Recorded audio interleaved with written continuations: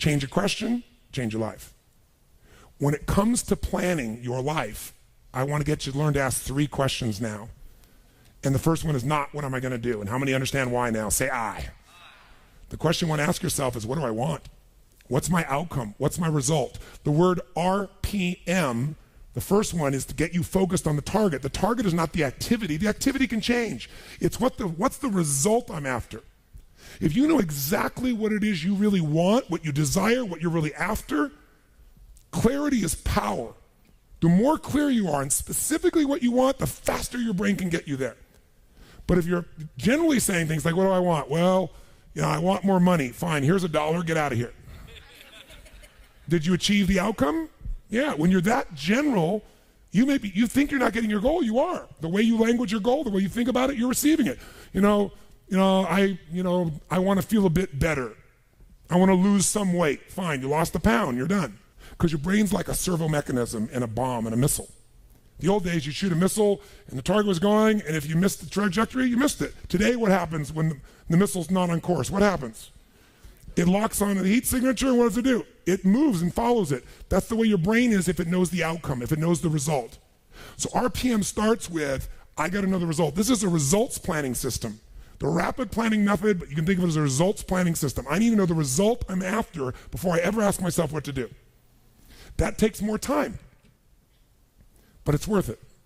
Now, for time's sake, I'm not going to do this with you right now, but I'll tell you what I do when I've taught this to people and I've got a full weekend to do this in. Just give you a picture. If I asked you right now to write out your name, your full name. Now, some of you abbreviate your signature, but write out your full name in cursive. Go and do that one time. Write out your full name in cursive. I can't even use the word cursive. Is that really the word people still use?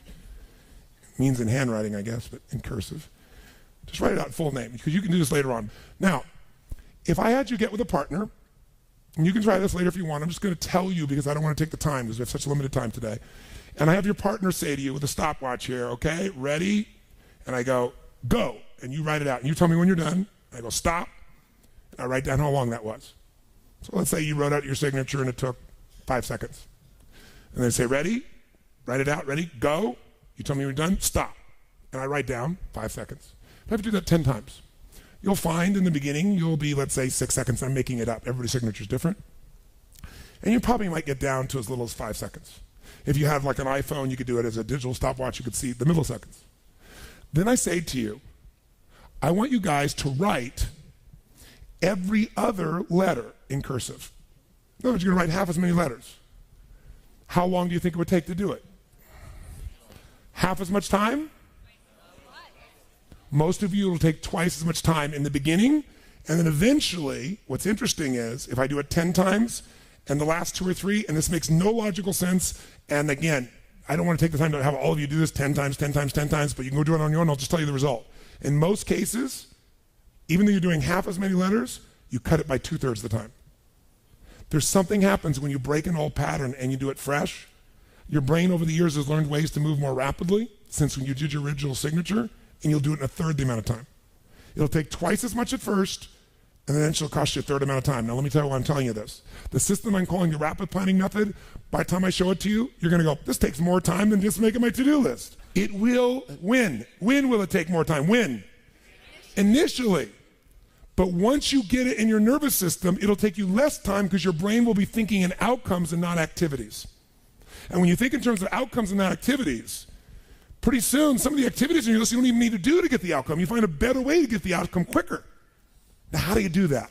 Yes, 3 questions. Question 1, what is my result? What is my outcome? What is it I really, truly want from this? If you're going back next week, and you say this next week, what are the most important what? Outcomes for me to get this week in my business. And you just write those outcomes out, not your action items, the outcomes.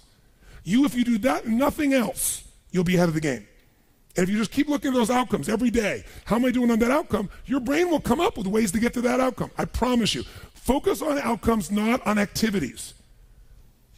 Action for most people, activities, most people may mistake movement for achievement.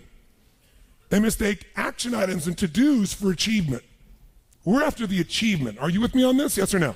Yes. It's a different way of thinking, and I think all of you inherently have it, But if you make this ritualized, just like the things you've learned this week, they're all great, but if you don't systematize them, they'll work when you do them. But if you systematize them, right? And you see like Mr. Hallman here, where he goes in and just does it and makes sure it's being done again, or what you've seen Chet do, or what I do. You just do it over and over again, you don't miss it. Now the results are geometric. So I want to get you to systematize the thinking, whether you do it visually the way I'm going to show you or not. So, first question, what's the result I'm after? What's the ultimate result? What do I want out of this week, out of this thing, out of my business, out of my life, for my body? And you want to be as what as possible when you describe that outcome, that result. As what? As clear and specific as possible. Generalities will confuse you. So it might take you longer than just writing down call so-and-so to think, if I'm calling my son, I'm going to call Jarek, or I'm going to call my brother. This is what goes through my head before I call him, always. What's my outcome? Because I don't want to just call him. I want Jarek to feel loved by his dad. Or I'm thinking about what's my outcome. I've got to talk to him about this thing that's out there. I've got to make sure I get through to him on this because I want to guide him and move him in this direction. That's what I want to be as his father. I don't want to just chit-chat. I can do that too. So if you think before every phone call, before every time you're planning your day, and you think before you have any meeting, what do you think the first thing I ask of anyone when we sit down in a meeting is? Okay, what are your outcomes? What are the outcomes for this meeting? First thing I want to know, because if I know the outcomes, guess what? A lot of meetings, they're done pretty quick. Because if I know the outcome, you don't have to go through all the activities to sell me on it. Just, that's your outcome? How do you want to do it? Sounds good to me? Rock. That's how you make a meeting productive. I know a meeting's productive not by the hours or time. Sometimes it takes longer to the outcome than you want, but I'm going to get the outcome. That's, by the way, what you see with me on stage. That's why my times vary. It's based on an outcome. I'm going to get that outcome. I don't give a damn whether it's the right time or not. I want to do it in that time, but I must deliver the outcome. How many get that? And by the way, how many like to have your company focused on outcomes, results, and not activities? Say I. People say all the time, well, did you get that done? Well, I left them an email. I left them a voicemail. I've sent them 3 emails. How many times have you heard that? When that happens with me, I'm like, but I don't show it. I just like, really?